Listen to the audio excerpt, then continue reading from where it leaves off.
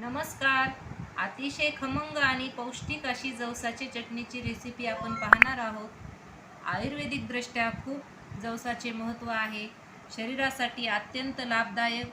ज्यांना कोलेस्ट्रॉल किंवा डायबिटीजचा त्रास आहे अशांनी जवसाचा वापर आवर्जून करावा. चला तर मग ही रेसिपी पुढे पाहूया. मी जवसाची चटणी करण्यासाठी 1 वाटी जवस आणि अर्धी वाटी तीळ घेतलेले आहेत.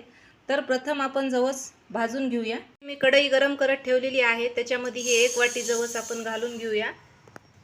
हे खमंग असं भाजून घेऊया. गॅसची फ्लेम ही मोठी करायची. कढई जर जास्ती गरम झालेली नसेल तर गॅसची फ्लेम मोठी असल्यामुळे आपल्याला असं हे सारखं परतून घ्यायचं आहे, नाहीतर जवस पटकन करपल्या जातं. हे जवस तडतडत आहे. आता ही चटणी पोळीवरती लावून दिल्यानंतर त्याचा रोल खूप छान लागतो. जवस असं तडतडू लागलं की गॅसची फ्लेम ही कमी करायची, जेणेकरून जवस हे करपल्या जाऊ नये याची काळजी घ्यायची आहे. हे असं जवस भाजून घेतल्यामुळं खूप खमंग चटणी तयार होते. असं भाजलेलं आहे ते मी एका टोपल्यामध्ये थंड होण्यासाठी काढून ठेवलेलं आहे. त्याच कढईमध्ये तीळ भाजून घेऊया. तीळ भाजते वेळेस गॅसची फ्लेम ही कमीच असावी. तीळ हे पटकन भाजल्या जातात. तीळ जर तुम्हाला आवडत असतील तरच टाका. तीळ हे टाकणं ऑप्शनल आहे. जर आवडत नसतील तर तुम्ही हे तीळ टाकायचं स्किप जरी केलं तरी चालेल.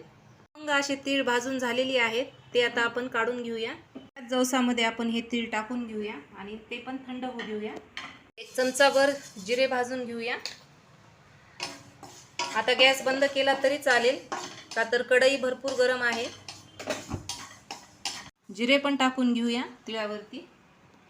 हे साधारण 5 ते 10 मिनिट आपण असंच फॅन खाली थंड होण्यासाठी ठेवून देऊया. हे असं मिक्सरच्या छोट्या भांड्यामध्ये आपण वाटून घेऊया ही चटणी. मिक्सरचं भांडं हे नेहमी करते वेळेस कोरडंच असावं. ही 2 बॅचेसमध्ये तुम्ही चटणी वाटून घेतली तरी चालेल.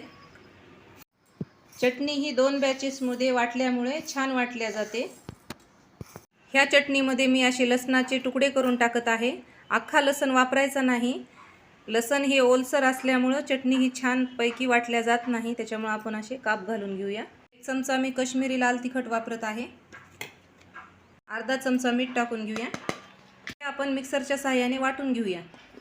ही मी एकदम बारीक नाही, अशी जरा जाडसरच वाटून घेतलेली आहे ही चटणी. हे तुम्ही पाहू शकता. ही अशीच आता आपण राहिलेली पण चटणी वाटून घेऊया. छान लागते. माझे जर व्हिडिओ तुम्हाला आवडत असतील तर लाईक करा, शेअर करा. चॅनलला जर तुम्ही अजून सबस्क्राईब केलं नसेल तर पटकन सबस्क्राईब करा. धन्यवाद.